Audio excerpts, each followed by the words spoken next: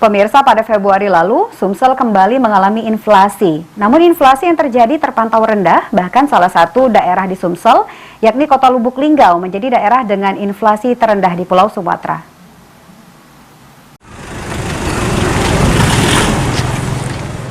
Berdasarkan data yang dilansir pihak Badan Pusat Statistik BPS Sumatera Selatan pada Rabu 1 Maret 2023, Februari tahun 2023, Sumsel terpantau kembali mengalami inflasi. Diterangkan Kepala BPS Sumsel Zulkifli, pada Februari lalu Sumsel kembali mengalami inflasi di angka 0,08%. Angka inflasi tersebut cenderung lebih rendah ketimbang angka inflasi nasional di angka 0,16%. Tidak hanya itu, pada Februari lalu, salah satu daerah di Sumsel, yakni Lubuk Linggau, menjadi daerah dengan inflasi terendah di Pulau Sumatera dengan angka inflasi 0,04% dan disusul Palembang dengan inflasi di angka 0,09%. Beberapa hal menjadi faktor pendukung rendahnya inflasi Sumsel pada Februari 2023, yakni mulai dari upaya pengendalian inflasi yang dilakukan pemerintah dan pihak lainnya, serta turunnya harga komoditas makanan, serta transportasi.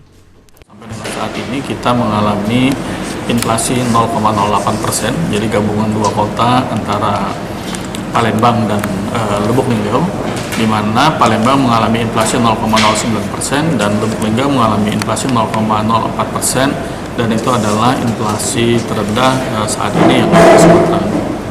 Beberapa hal yang mendorong terjadinya inflasi kita yang cukup rendah ini adalah upaya-upaya pengendalian inflasi itu terus dilakukan oleh seluruh tim yang terkait dengan pengendalian inflasi di Sumatera Selatan, dan kita tentu apresiasi sekali bahwa ini telah menunjukkan angka yang di bawah daripada angka nasional, dan terjadinya penurunan harga komoditas bahan makanan, terjadinya penurunan harga transportasi di bulan Februari tahun 2023 ini sangat mendorong terjadinya inflasi kita cukup berjalan.